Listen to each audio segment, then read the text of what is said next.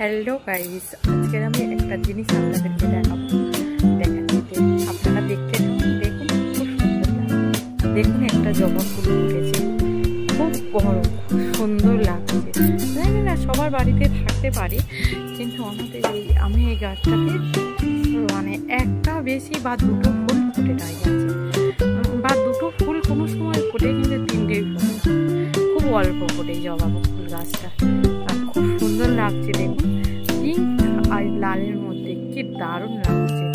তারপরে এখানেও একটা গাছ আছে জবা ফুল গাছ, কিন্তু জবা ফুল গাছটা এই গাছের ফুলটা মানে পিঙ্ক কালার, কিন্তু একটু ছোট আছে। ওই জবা ফুলটা সব ফুল সুন্দর, কিন্তু এই জবা ফুলটা একটু ছোট। তারপরে এখানে অনেক কিছু গাছ আছে, এই ফুল গাছ আছে আমাদের এখানে ছোট ছোট, এখানে ছোট ছোট লাল জবা ফুল আছে, ছোট ছোট ওটা থবো।